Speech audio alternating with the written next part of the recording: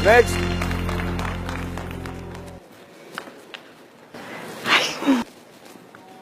Hello Nasreen, how are you? Fine, क्या हाल है? Always fine. नसरीन, सीधा मुद्दे पे आए। जी, आपका एक सवाल पढ़ा मैंने, उसका जवाब है सवाल यह है कि सबसे वाइल्ड और एडवेंचरस चीज आपने क्या की है? सबसे वाइल्ड चीज पहले पे आपने लिखा है मेरा डिवोर्स, और उसी के बाद वाला सवाल है कि सबसे मुश्किल सिचुएशन क्या था? आपने उसमें बोला है कि जब आपके ऊपर एसिड फेंक दिया गया था।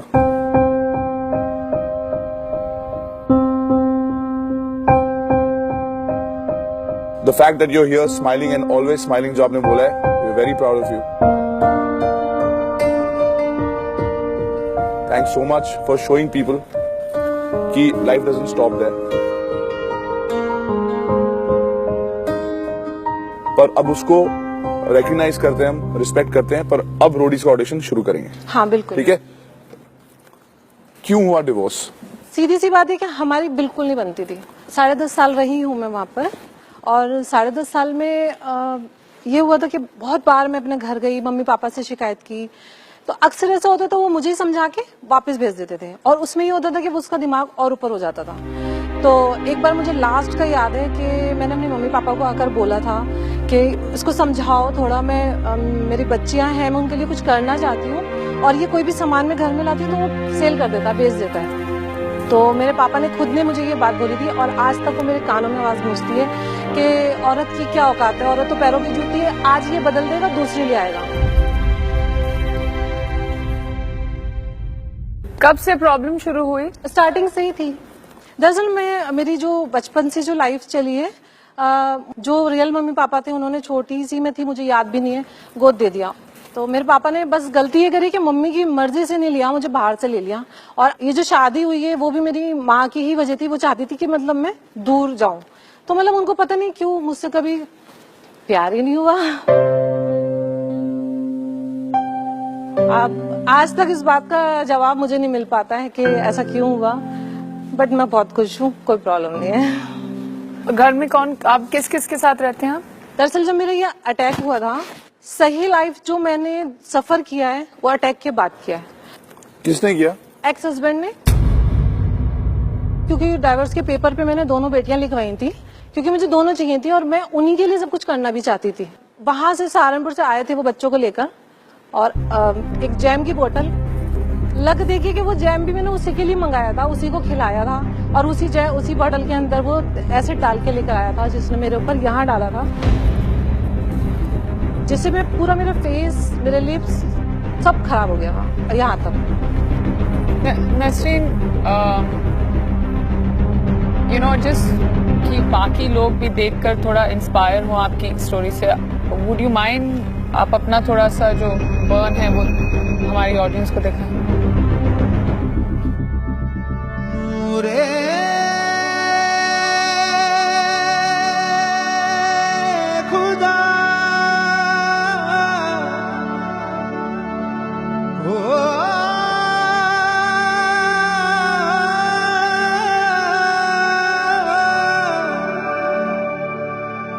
मैं कहती हूँ कि अल्लाह ने मेरा साथ दिया है, बच्चा कुछ नहीं था। और आपकी बेटियां कहाँ थी वहाँ उस वक्त? बेटियां सामने ही थी, उनके सामने डाला है। मुझे एफआईआर भी नहीं पता थी कि क्या होती है, बट पुलिस को किसी ने बुलाया और मैंने कंप्लेंट की और उसको ले गए। और जब मैं वहां से आई हूँ तो मैं अपनी मम्मी की गई कि ऐसे ऐसे मेरे साथ हुआ है, तो मुझे सपोर्ट करो। तो मम्मी ने मुझे भी मतलब नहीं रखा, और जो मेरे रिश्तेदार लोग रख रहे थे उनसे भी निकलवा दिया। तो मेरी ताई घर के सामने रहती थी, तो उन्होंने मुझे रखा। तो मम्मी बोली नहीं, अगर तुम लोग रखोगे तो मैं तुम लोगों से नहीं मिलूंगी। तो मेरी ताई ने एक खंडर था, उसमें मुझे छोड़ा था, क्योंकि कोई रख ही नहीं रहा था। जहाँ पे भी कोई लेके जाता था वो वहां से मुझे देख के डर जाते थे, भगा देते थे, और स्मेल इतनी गंदी आती थी मेरे में से, क्योंकि ये जब एसिड का जब कोई जलता है तो उसके अंदर पस बहती है, तो उसमें इतनी स्मेल होती है कि कितनी भी मछलियां आप सड़ा दो उतनी नहीं आएगी जितनी एक इंसान में से आती है। अच्छा, हॉस्पिटल ने मुझे एडमिट नहीं करा, नसीब देखिए मेरा। उन्होंने बोला कि आप आओ, हम आपका इलाज करेंगे, मना नहीं कर रहे, लेकिन जब पूरे जल जाते हैं हम उनको रखते हैं। बट मैं आधी जली थी, मुझे लास्ट में उस खंडर में रहना पड़ा। और गली के लोग, जितने भी लोग सब मेरे पापा को जानते थे, रिस्पेक्ट करते थे, क्योंकि मेरे पापा की तो डेथ हो चुकी थी। तो सबने मेरी प्राइवेट पट्टियां कराई हैं। 500 रुपए से स्टार्ट होती थी, पूरी यहाँ से लेके एक पूरी मम्मी बनी हुई थी मैं, और आंखें नहीं बंद होती थी, एकदम खुली रहती थी। अगर कोई आ जाता था मुझे खाना देने कुछ, तो मैं उनसे ही आंखें बंद करवाती थी।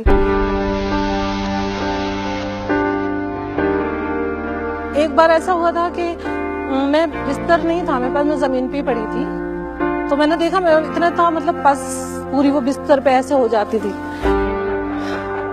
तो मैंने देखा कि वहां पे ना बहुत सारी चींटियां गुच्छा गुच्छा पूरा मेरे बिस्तर पे मुझे चिपटा हुआ, और वो मतलब, तो मैंने फिर किसी से मांगा कि नहीं हो रहा, मतलब मैं डर गई देख के। तो उन्होंने फिर किसी ने मुझे, मेरी ताई नहीं बल्कि एक छोटा सा पलंग दिया, उसमें मेरी इतनी इतनी टांगे बाहर निकलती थी। तो वो मैंने पलंग लिया, वहां एक अलमीरा थी लोहे की, मैंने वहां लगाया, तो पता नहीं कुछ लकी ऐसा था कि वहां से इतनी मोटी लाइन चींटियों की मेरे बिस्तर पे होती थी। मैंने जिंदगी में मौत बहुत नजदीक से देखी है, और कैसे कोई किसी को खा सकता है जीते इंसान को, वो मैंने महसूस किया। बस ये कि डरिए नहीं किसी से, और अपने उसूल और हौसला नहीं मैंने छोड़ा, और वैसे भी मैं बहुत स्ट्रांग हूँ, अभी मुझ में जान बाकी है।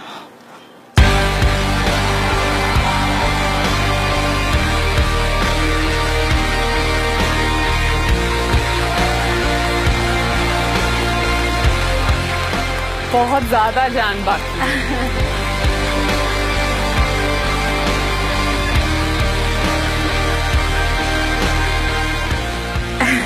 So strong. वो मैं हूँ।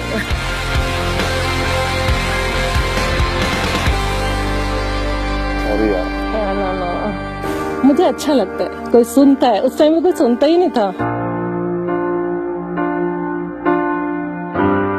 बेटियां कहाँ हैं अभी?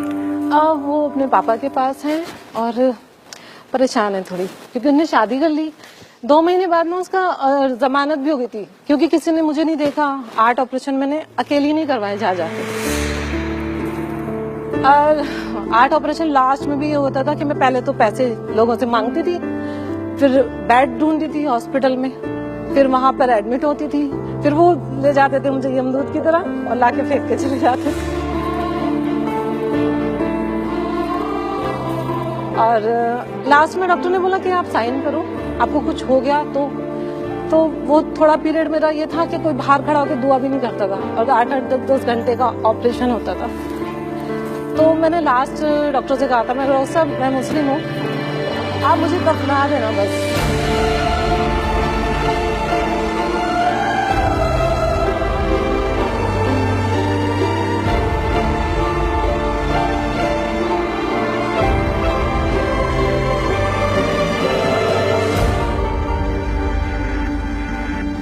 आप बहुत खूबसूरत हैं। Thank you. आप बहुत ज्यादा स्ट्रांग हैं। हाँ वो हूँ, टूटी बहुत हूँ, हारी नहीं हूँ अभी, और हारूंगी नहीं। तो ऑडिशन तो लो इनका भी, क्या हाँ करें हाँ यार। बिल्कुल। चलो, डांस करते हो? ऐसे तो बढ़िया वाला नहीं आता। नहीं, अब रोडीज पे आना है तो कुछ भी करना पड़ेगा। आजा भाई कुंदरे, आजा। डांस कर।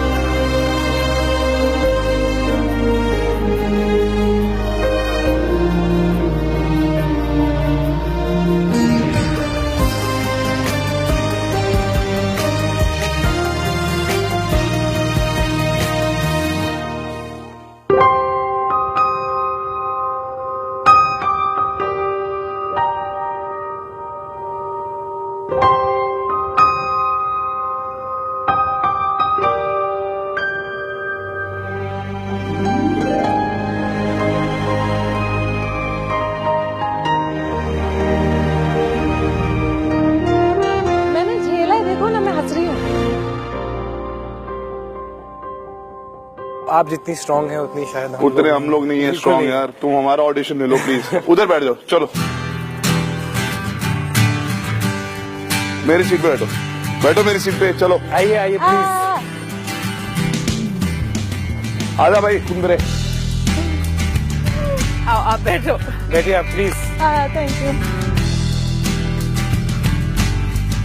आप हमें जज करो। चलो कहां से आए हम लोग बेवकूफ लोग।